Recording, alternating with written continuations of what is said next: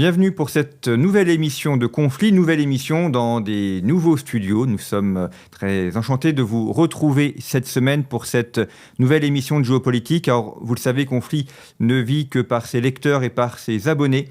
Donc, si vous écoutez régulièrement ces émissions en podcast, si vous nous suivez sur notre chaîne YouTube et que vous n'êtes pas abonné à Conflit, je ne peux que vous encourager à vous abonner, notamment en vous rendant sur notre site internet revueconflit.com.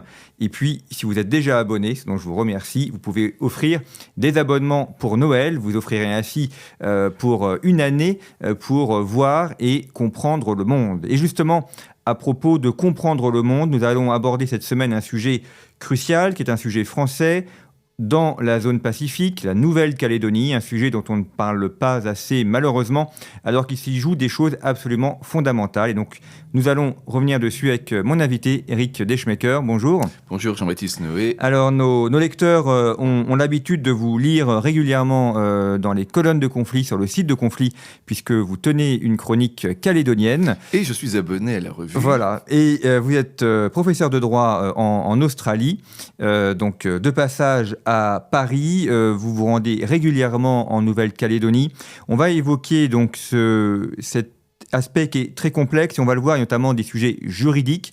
On va commencer par là. On a beaucoup parlé des accords de Bougival en 2025, qui ont fait suite aux accords de Matignon, de très nombreux accords. Peut-être commençons par ce qui n'est pas forcément le plus glamour, mais un élément important, la situation juridique actuelle. On va voir que il y a un imbroglio juridique, mais que ces problèmes juridiques naissent aussi d'un problème politique, d'un problème de vision politique, et on va y revenir. Mais commençons peut-être d'abord, quelle est la situation géographique de cet archipel situé entre Australie et Nouvelle-Zélande? Juridique, j'imagine. La situation juridique de l'archipel. Oui, alors que vous avez raison, il faut toujours remonter dans le passé pour comprendre. La Nouvelle-Calédonie est française depuis 1853, la prise de possession, d'abord gérée pendant quelques temps depuis Papeete, les établissements français de l'Océanie, devient une colonie autonome, gérée depuis ce qui est maintenant Nouméa. À l'époque, ça s'appelait Port-de-France.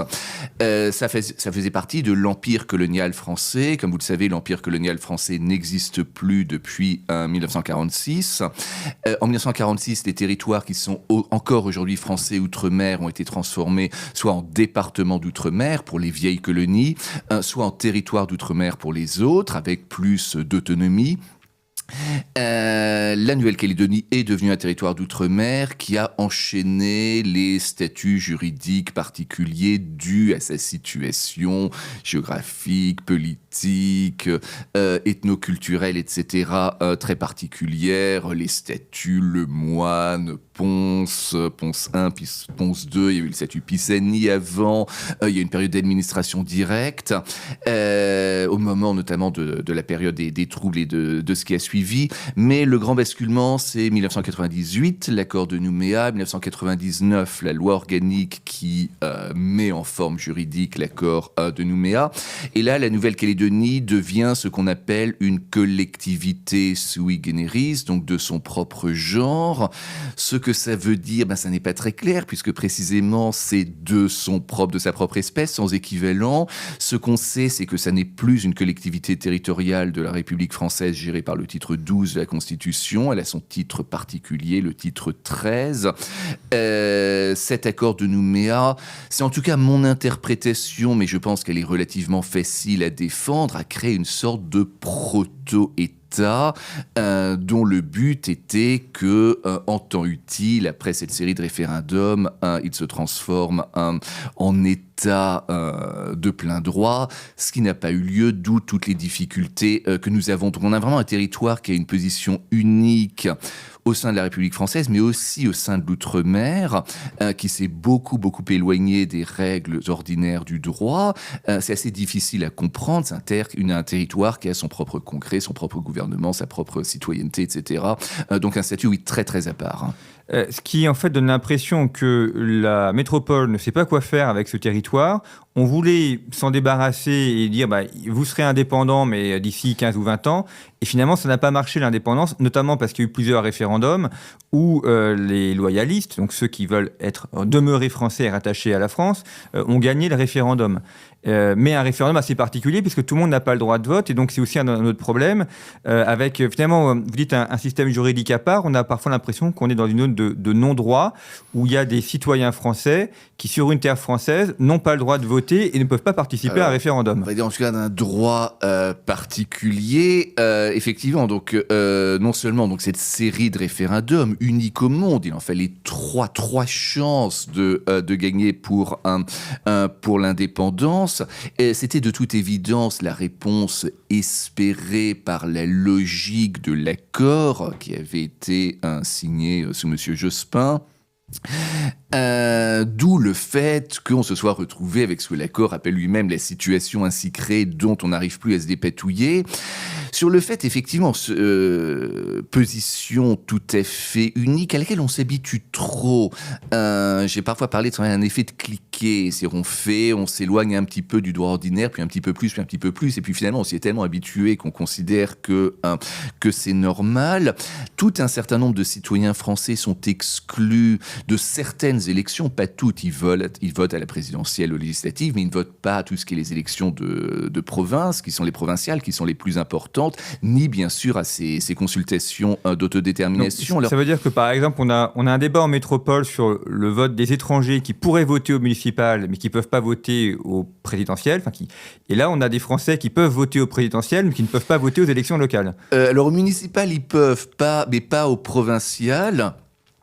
Mais alors il y a toute une logique derrière qu'on accepte ou qu'on n'accepte pas, mais qui est une logique de décolonisation.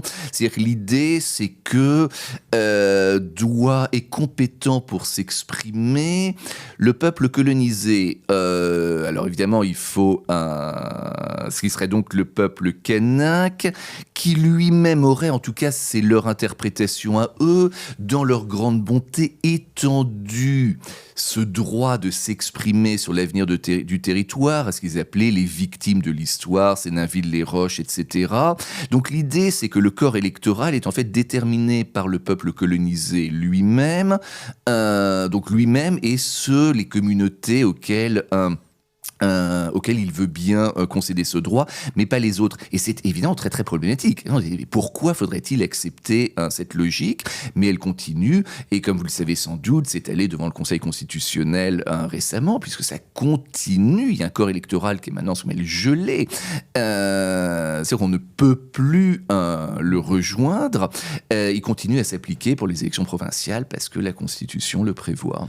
Donc c'est-à-dire que pour pouvoir voter, il faut habiter en Nouvelle-Calédonie depuis avant 1998, c'est ça ? Alors c'est très compliqué, vous avez différentes listes spéciales qui n'ont pas tout à fait les mêmes règles, mais globalement, ce sont effectivement ceux qui étaient là au moment où on a conclu ces accords, plus leurs descendants qui remplacent en quelque sorte ceux qui meurent. En revanche, vous pouvez être né sur l'île, être natif, mais si vos parents n'étaient pas citoyens, comme on dit, donc n'étaient pas éligibles à cette citoyenneté qui est l'envers de ce droit de vote local, eh bien, vous n'aurez pas le droit de vote. Il me semble qu'il y a un non-dit qui est la question démographique, alors que vous soulignez dans une chronique parue sur le site de Conflit, où finalement, on essaie de tourner autour du pot avec des arguties juridiques pour ne pas reconnaître qu'il y a un problème démographique, notamment de peuple. C'est-à-dire, est-ce qu'on a un seul peuple français, c'est-à-dire le mythe républicain, tout le monde est français, et donc il y a unité et indivisibilité, ou est-ce qu'on reconnaît qu'il y a plusieurs peuples, des Français, des Walisiens, des Chinois, des Australiens et des Kanaks, et on tourne autour du pot sans vouloir aborder le problème de front. Alors, c'est compliqué. Il y a reconnaissance juridique, reconnaissance dans les faits. C'est-à-dire, dans les faits, effectivement, vous avez un certain nombre de communautés. D'ailleurs, elles sont officiellement recensées. Donc ça ne pose pas de problème. La question de la définition du peuple est effectivement compliquée. Un peuple kanak est explicitement reconnu. Alors la question est de savoir, est-ce qu'il fait partie du peuple français ? Bon, la réponse officielle serait oui, évidemment. Eux auraient plutôt tendance à dire qu'il y a deux peuples sur la Terre qui sont eux-mêmes et les Français, donc ils auraient tendance à les opposer, sachant qu'encore une fois, ce qu'on appelle les Français, ce qu'on appelle souvent les Européens, en fait, la plupart des Européens ne sont pas européens. Ce sont des gens venus d'absolument partout, du Pacifique, d'Asie, d'Afrique, des Antilles, etc. Mais ils sont regardés comme assimilés à cette population européenne, donc la division se fait là. Et vous avez un problème supplémentaire, alors qui est difficile à comprendre, c'est la question du peuple calédonien. Est-ce qu'il existe un peuple calédonien ? La réponse pour l'instant est non. Officiellement, en termes de droit, c'est également non en termes de réalité sociale. Vous allez là-bas, vous ne voyez pas de peuple calédonien. Le peuple calédonien, ce ne serait pas tous les habitants de l'île, ce serait précisément tous ceux qui ont cet ancrage suffisant pour être considérés comme citoyens. Mais encore une fois, ce n'est pas marqué sur leur visage, ça ne se reconnaît pas. Il y a les Européens qui sont là de suffisamment longue date, ceux qui ne le sont pas. Pour la première fois, l'accord de Bougival dont on va parler parle d'un peuple calédonien, et ça a des implications juridiques assez considérables, pour savoir notamment pour les questions d'autodétermination, qui a le droit, selon notamment le droit international, de se prononcer sur l'avenir du territoire. Mais si vous parlez de questions démographiques, il y a un point important que j'aimerais signaler qui n'a rien à voir avec ce qu'on vient de dire, mais qui est très important. On ne comprend pas assez à quel point la Nouvelle-Calédonie, qui est une grande île, est vide. Il y a 260 000 habitants, la population est en baisse, de 260 000 habitants. C'est la population de Bordeaux à peu près. Moins Bordeaux, que ça, 15e arrondissement de Paris. C'est moins, je crois que le 15e arrondissement doit, oui, il est significativement plus peuplé. C'est un système totalement intenable. C'est déjà compliqué en soi. Comment voulez-vous avoir une offre de soins, une gamme complète de spécialistes, en plus la moitié de la population, il y a vraiment deux groupes qui communiquent relativement peu, qui vivent de deux manières très différentes. Comment voulez-vous avoir un système juridique profondément différent, avec des institutions, une constitution dans la constitution, etc. Ça n'est pas tenable sur un territoire qui a 250 000 habitants. Et en Corse, ils sont à peine 300 000. D'ailleurs, il y a la question qui se pose aussi, parce qu'une des revendications des nationalistes corses, c'est la reconnaissance d'un peuple corse. Donc on voit que finalement, les thématiques de Nouvelle-Calédonie se retrouvent en Corse, et on peut se dire qu'après, on va demander la reconnaissance d'un peuple en Guyane, en Guadeloupe ou en Martinique. C'est effectivement, alors comme vous le savez, en Corse, donc ça avait été censuré par le Conseil constitutionnel, l'idée que le peuple corse serait une composante du peuple français. Alors, l'outre-mer a toujours eu un droit différent. D'ailleurs, on l'oublie beaucoup, on ne sait pas très bien que faire de cet outre-mer. En 1946, c'était un empire colonial gigantesque. Il en reste plus grand-chose, mais il reste quand même un certain nombre sur tous les océans de la Terre. C'est une partie très très importante de la France, cette outre-mer. Mais quelle est sa relation ? Et par exemple, sur le point que vous venez de mentionner, originellement, la Constitution française distinguait le peuple français de ce qu'elle appelait les peuples des territoires d'outre-mer. Donc il faut comprendre que le peuple français, c'était le peuple de métropole. Y compris la Corse, mais pas du reste. Il y a eu une grande réforme constitutionnelle en 2003 pour mieux ancrer l'outre-mer dans la République.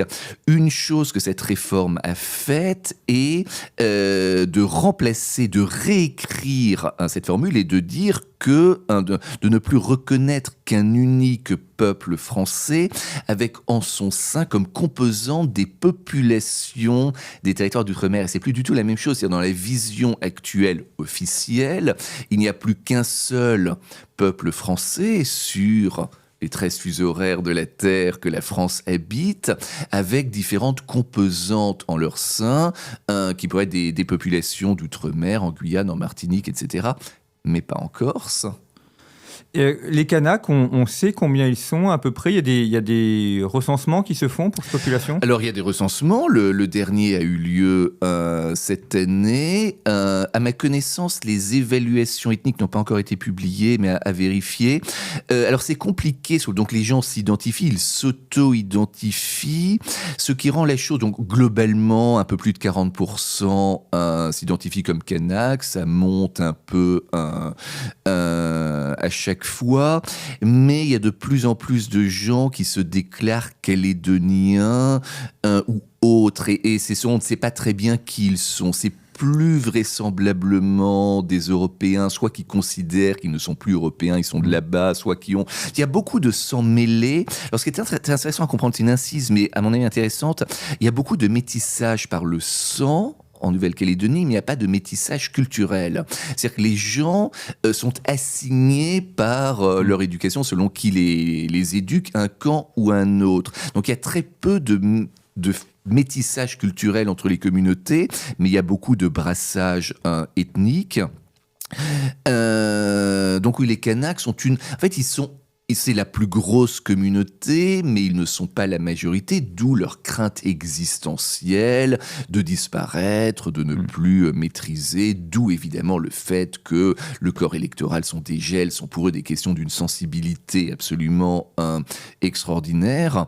La population européenne diminue, mais à une vitesse assez remarquable.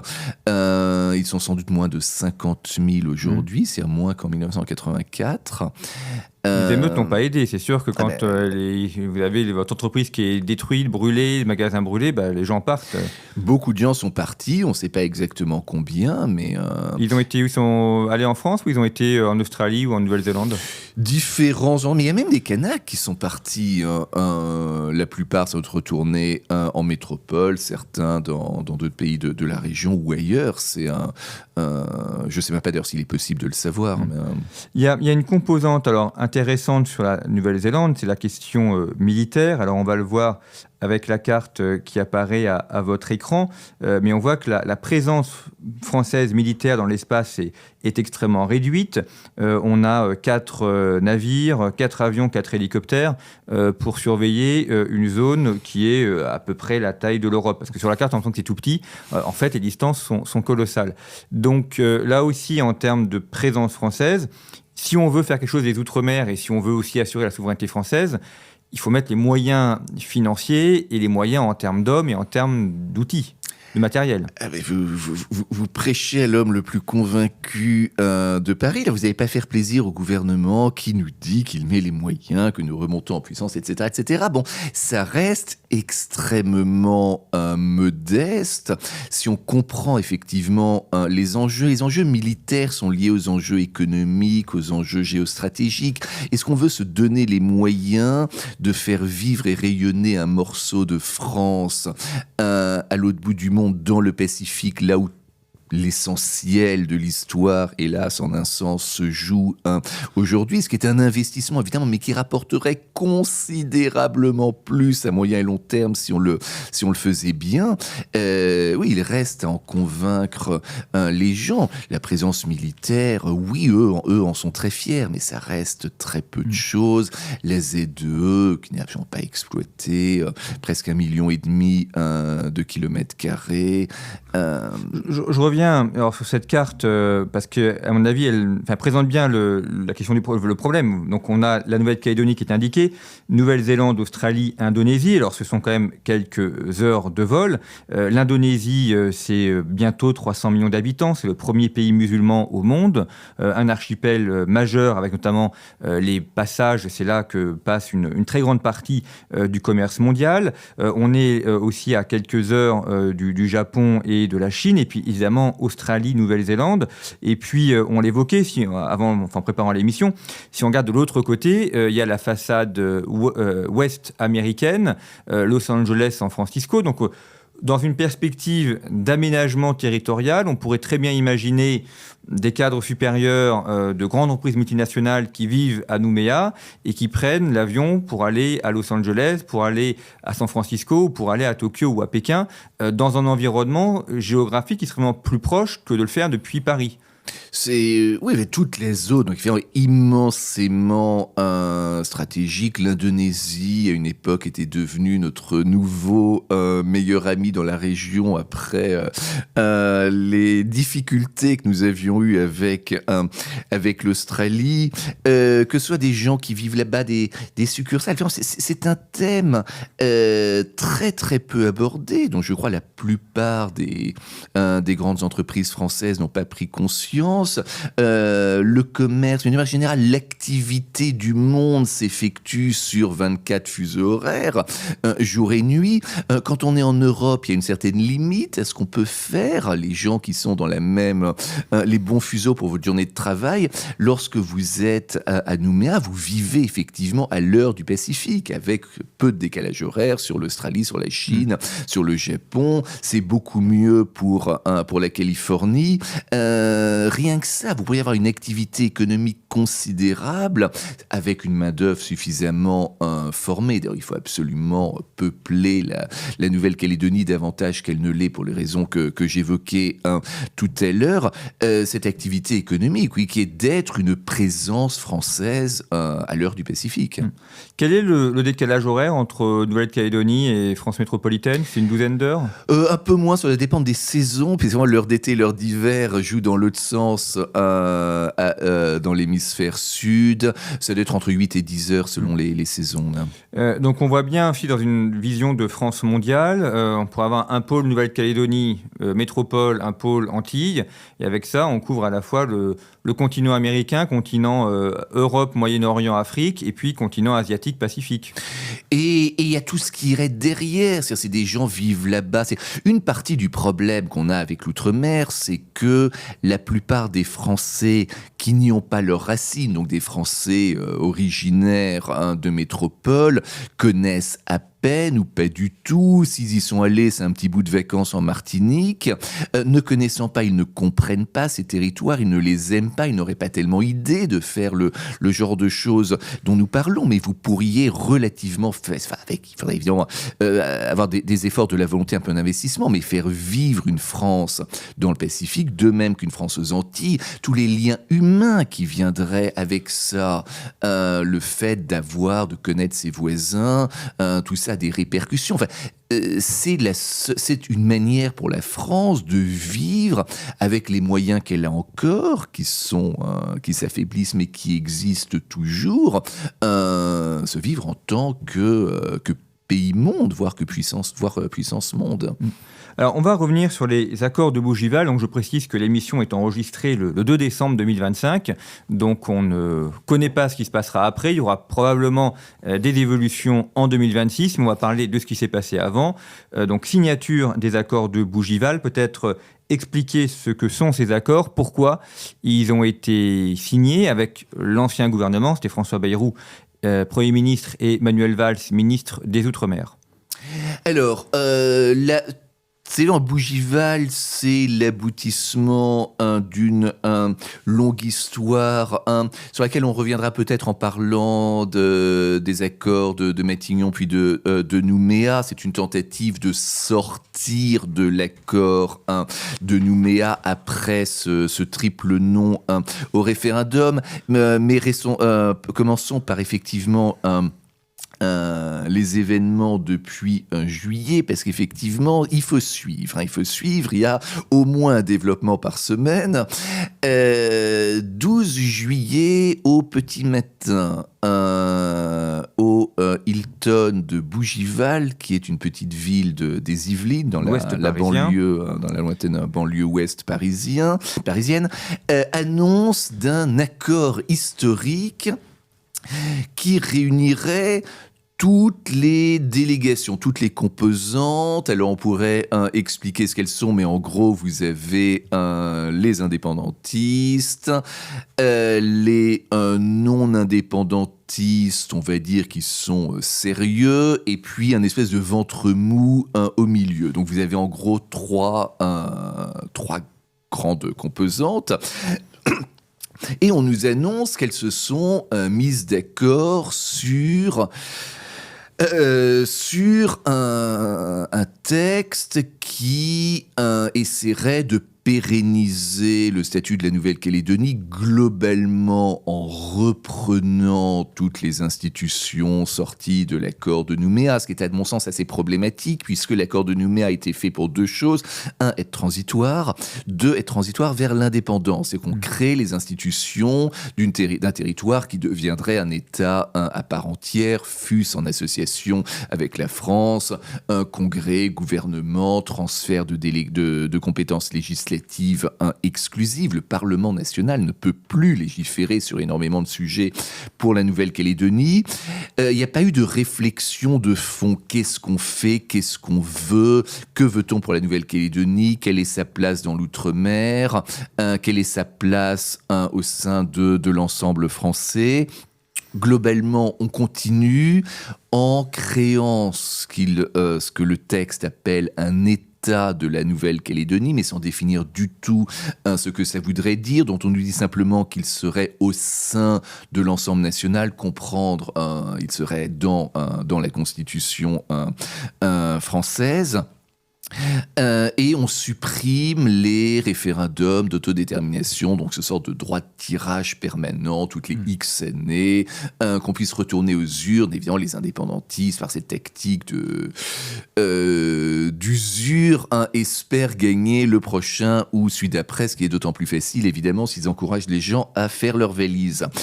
Donc voilà, 12 juillet, on nous annonce cet accord. Depuis, rien n'a marché comme prévu. À commencer par la question de savoir s'il y avait réellement un accord. Ça c'est la grande question. Alors c'est effectivement la grande question.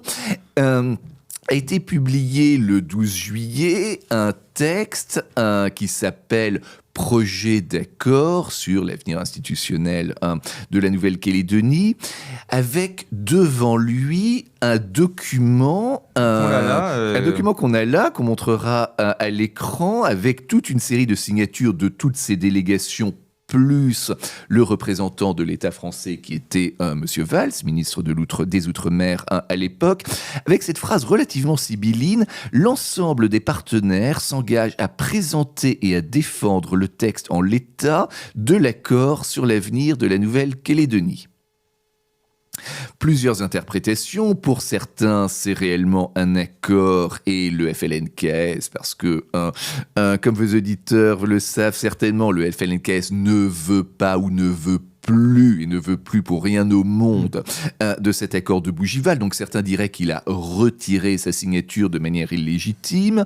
Autre interprétation, c'était un simple accord des différents groupes à retourner en Nouvelle-Calédonie, à présenter le texte auquel ils étaient parvenus et à essayer d'en convaincre leurs troupes qui donneraient leur accord ou non. Alors ça veut dire des choses différentes. Par exemple, dans les groupes loyalistes, il n'a jamais été question de consulter formellement la base. C'est simplement leur expliquer et en gros leur dire voilà ce qu'on a fait, merci de suivre. Chez le FLNKS, évidemment, c'est un système très très différent. C'est géré par le centralisme démocratique. Enfin, les délégataires du FLNKS n'avaient aucun mandat à engager la signature du front sur un pareil accord. Donc tout ce qu'ils pouvaient faire, c'était retourner auprès de leur structure et demander, leur présenter et voir ce qu'ils en pensaient. Ce que tout le monde espérait, c'était... Bon, ce serait pas facile à faire passer, mais Nouméa n'a pas été facile non plus à faire passer auprès de la base. Donc ils pensaient, voilà, il faut du temps, notamment, évidemment, chez les indépendantistes, la communauté mélanésienne. Ils ont un rapport au temps qui est quand même légèrement différent, mais que bon, avec du temps, des efforts, un peu d'argent, éventuellement quelques menaces judiciaires pour certains, on pourrait y arriver. Ça ne s'est pas du tout passé comme ça avant même que M. Djibaou et les autres soient remontés dans l'avion. Bon, c'était... Mais justement, il y a cette tour d'Emmanuel Djibaou. Lui, c'est un des grands pontes. Enfin, c'est un des dirigeants du FLNKS. Donc, s'il signe, a priori, c'est que... Alors, il a donné son accord. Alors, c'est le président de l'Union calédonienne, qui est le principal parti... indépendantiste, fils de Jean-Marie Djibaou, évidemment, député indépendantiste de Nouvelle-Calédonie. Alors, Est-ce que lui était d'accord sur le fond? C'est à lui qu'il faudrait poser la question. Il est certain qu'il a mis sa signature. Il est certain aussi, comme tous les autres, que l'idée était encore une fois de retourner devant leur base, devant les instances du parti, et d'essayer de les en convaincre. Mais là, il n'a même pas eu le temps d'essayer. C'est-à-dire, avant même qu'il soit remonté dans l'avion, c'était un niet monumental qui s'est élevé du côté du FLNKS, dont il faudrait préciser, j'ouvre une incise, mais qui est importante là encore, que le FLNKS d'aujourd'hui n'est plus tout à fait celui d'alors. C'est Matignon, accord de Matignon 1988, Nouméa 1998, le FLNKS, c'est le mouvement de libération nationale, c'est le représentant légitime de la moitié de la population qui est mélanésienne et indépendantiste. C'est globalement la même chose, pas complètement évidemment, mais assez largement. Donc vous avez un accord entre deux groupes, deux clans. Tout ça a été fragmenté, ce qui rend la chose beaucoup plus compliqué, mais notamment vous avez maintenant très clairement deux blocs chez les indépendantistes. Vous avez, on va dire, les radicaux, qui sont donc le FLNKS réduit autour essentiellement de l'Union calédonienne, qui est le plus vieux parti calédonien. Vous avez également un plus petit parti, le Rassemblement démocratique océanien, puisqu'on appelle des groupes de pression. Comme leur nom l'indique, ce sont des petits groupes de gens généralement assez radicaux qui sont là pour faire pression généralement dans le sens du toujours plus. Et à côté de ça encore, la fameuse CCAT, la cellule de coordination des actions de terrain, dont on soupçonne très fortement qu'elle soit derrière les émeutes de 2024. Donc ça, c'est le FLNKS réduit qui a signé. Vous avez à côté maintenant les gens qui sont sortis du FLNKS, d'autres partis indépendantistes, mais qui ne sont en désaccord avec cette stratégie de rupture et de violence, notamment le Palika, qui est l'autre grand parti kanak, parti de libération kanak, qui est devenu indépendantiste avant l'Union calédonienne, depuis ses origines en 1975, alors que l'UC, à l'origine, n'était pas indépendantiste, s'y est converti en 1977. Donc vous avez donc ces deux groupes indépendantistes qui donc effectivement ont signé cette phrase sujette à interprétation. Depuis, donc le FLNKS a dit non, mais un non vraiment, c'est-à-dire on est prêt à tout faire. Pour l'instant, ils ajoutent de manière légale pour que cet accord ne se matérialise pas, ne se concrétise pas. Les autres groupes, alors, les autres groupes considèrent qu'il y a un accord et que cet accord, il faut s'y tenir, mais la plupart comprennent bien que politiquement du moins, et sans doute juridiquement aussi, il est quand même très difficile d'avoir un accord qui remplace, qui perpétue et permet de sortir de l'accord de Nouméa, mais qui vient se marquer une nouvelle étape dans ce processus, sans le FLNKS, qui est quand même l'un des deux signataires des accords précédents. Et donc on a cette danse depuis des mois qui consiste à dire oui, on a un accord, il faut avancer, on ne peut pas laisser le FLNKS bloqué, mais on a besoin du FLNKS, donc il faut le ramener à la table des négociations, donc il faut continuer les négociations. Donc on nous dit qu'il y a un accord, mais on continue à négocier l'accord qui a été signé il y a 5 mois maintenant. Il a été publié au journal officiel en tant qu'accord de Bougival, mais sans nom de signataire. Et on nous dit donc qu'il faut continuer à négocier sur cet accord, mais en réalité l'accord il est déjà journal officiel et on va voter dessus.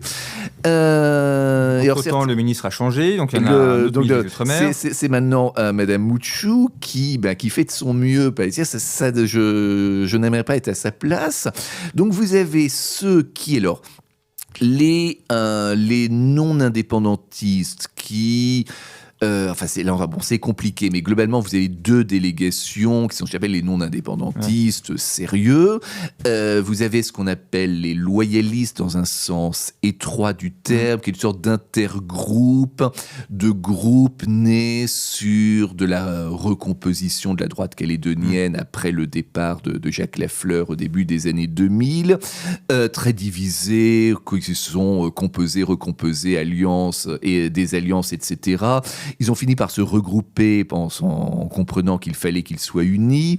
Reste à côté d'eux, séparés, mais dans le même groupe, dans le même camp, ce qu'on appelle le Rassemblement, qui est donc l'héritier direct du RPCR de Jacques Lafleur, mais en réduit maintenant à beaucoup moins qu'il ne l'était à l'époque. Donc ces 2-là nous disent...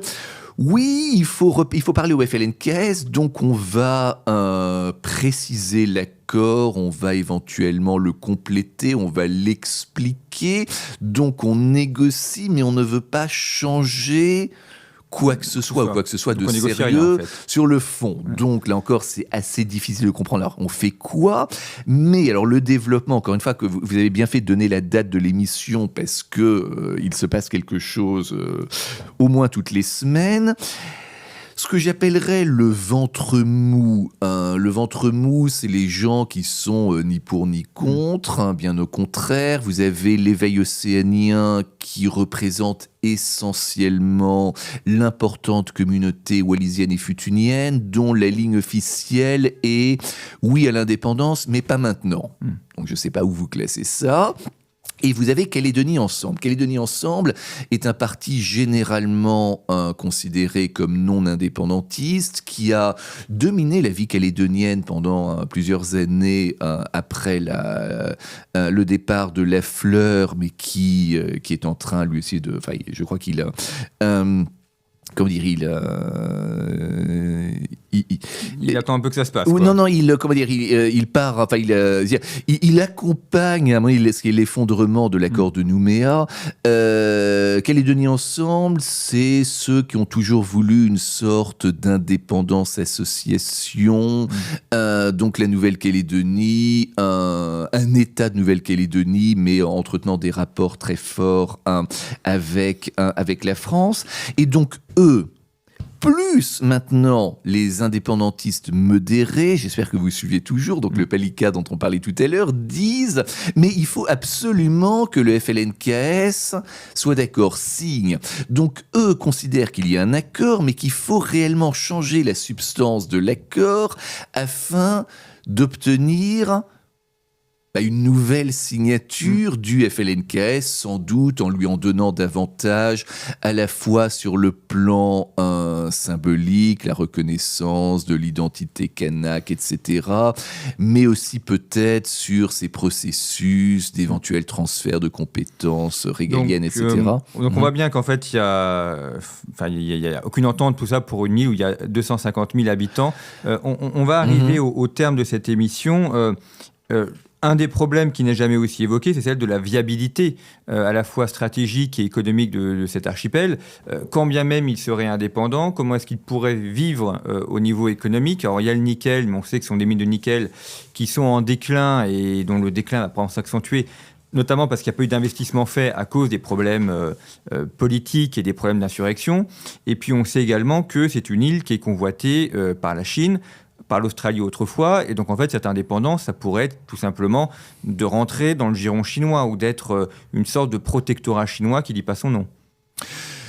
Oui, d'où le fait, il est absolument fondamental que cette terre demeure française, à la fois pour l'ensemble national français, mais aussi et surtout pour les Calédoniens, tous les Calédoniens, y compris et surtout les Mélanésiens, qui, je crois, n'ont toujours pas compris qu'en cas d'indépendance, qu'est-ce qu'ils nous disent souhaiter, ce sera, ils tomberont dans l'escarcelle chinoise très très vite et il n'y a pas de sécurité sociale en Chine. Mais les plus radicaux d'entre eux ont effectivement causé ces émeutes en 2024 qui ont été absolument catastrophique, mais un point que on a du mal à imaginer, d'autant plus que pour l'instant, il y a encore des transferts sociaux, des mécanismes pour essayer d'atténuer les conséquences, mais ça durera le temps que ça va durer. Donc, on a eu des dizaines d'entreprises qui ont été incendiées, des magasins pillés, ça portait un coup terrible à toute l'économie. C'est très difficile de savoir, le PIB a probablement chuté d'un quart. Alors la fonction publique est encore à peu près protégée, le secteur privé souffre énormément, notamment les plus petits, les plus faibles, ce qu'on appelle là-bas les patentés. C'est donc la filière nickel est essentiellement à l'arrêt. L'État finance par certains côtés, mais il voit bien que le système est intenable, il est gabegique, donc il ne veut pas continuer à financer sans des réformes drastiques de structure, donc il prête de l'argent plutôt que de le donner, ce qui endette la Calédonie, ce qui rend les choses encore plus compliquées. Résultat des courses, comme on le disait tout à l'heure, beaucoup de gens partent, notamment des Européens. Donc la situation économique est catastrophique. C'est une des raisons pour lesquelles on essaye de pousser un accord, parce que beaucoup de gens pensent qu'il faut un accord politique, j'aurais presque envie de dire n'importe lequel, pourvu qu'on puisse passer à autre chose, qu'on puisse passer à des questions de reconstruction, etc. Mais pour finir quand même peut-être sur une note d'espoir, bon, la Nouvelle-Calédonie va très mal économiquement, mais elle pourrait aller beaucoup, beaucoup mieux. Je crois que c'est économiquement comme d'ailleurs politiquement, on n'a pas su faire les choses depuis de très nombreuses années, mais si vous aviez des réformes de structure, l'arrivée d'un minimum de main-d'œuvre notamment qualifiée, mais peut-être surtout des grands travaux, des infrastructures, une chose qu'il faudrait absolument créer là-bas, ce qu'il faudrait installer, c'est un petit réacteur nucléaire qui permette de fournir de l'électricité à bas coût, qui permettrait du même coup on peut l'espérer, de sauver la filière nickel qui crève avant tout des coûts d'exploitation démesurés, notamment du fait du coût exorbitant de l'électricité. On parlait de l'armée tout à l'heure, une véritable base ou plusieurs avec tout l'écosystème qui va derrière l'écosystème économique humain que l'armée la Nouvelle-Calédonie d'ailleurs qui fournit dans certains régiments près de 10% des soldats ou des sous-officiers. C'est un vivier très important pour l'armée de terre. Absolument. De toutes les communautés, d'ailleurs, il y a un certain nombre de Kanaks qui s'engagent, ce qui ne nous empêcherait pas d'être indépendantistes en même temps. Enfin, c'est une terre complexe. Il y a la filière rugby également. Alors, c'est la première fois que j'ai vu une vision politique et économique originale et intéressante pour la Nouvelle-Calédonie. C'est le président de la FFR, Florian Grill, qui, dans un entretien au Midi Olympique, expliquait vouloir créer en Nouvelle-Calédonie un centre d'entraînement, un Marcoussis, donc qui est dans l'Essonne, mais en Nouvelle-Calédonie, pour faire venir toutes les équipes de France, hommes, femmes, 7, 15 et 13, notamment pour jouer ensuite en Australie, en Nouvelle-Zélande, au Japon. Alors, je ne sais pas si ça aboutira, j'espère que ça pourra aboutir, mais c'était la première fois que je voyais enfin une vision intéressante d'aménagement et une vraie vision géopolitique pour la Nouvelle-Calédonie.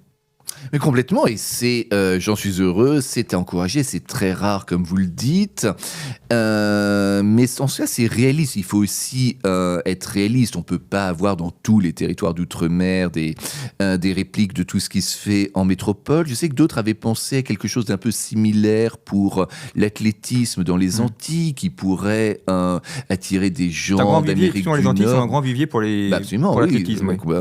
Et c'est... mais encore, oui, avoir cette vision dans laquelle tout ce qui est français ne se passe pas nécessairement dans l'Hexagone ou encore moins à Paris.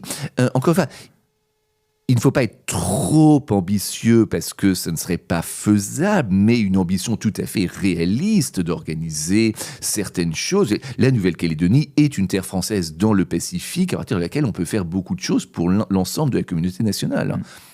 Merci beaucoup, Éric de Schmecker, d'être venu au micro de Conflit. Donc, vous voyez, ces sujets calédoniens qui sont complexes, mais qu'il est crucial d'aborder. En janvier, le dossier de Conflit portera sur les Outre-mer. Donc, vous retrouverez évidemment la question calédonienne, mais aussi beaucoup d'autres sujets sur la Guyane, les Antilles, etc. Et on va vous proposer notamment essayer de vous proposer une vision renouvelée des Outre-mer et des pistes de développement pour sortir de cette logique mortifère entre, d'un côté, les aides sociales et de l'autre, la répression lorsqu'il y a des émeutes. Les Outre-mer sont un véritable levier de puissance et géopolitique et méritent évidemment beaucoup mieux que ces limitations sociales et politiques. Et puis, donc n'hésitez pas à vous abonner à Conflit. Vous pouvez retrouver sur le site de Conflit les chroniques d'Éric de Schmecker, chroniques calédoniennes. Merci pour votre fidélité. À très bientôt.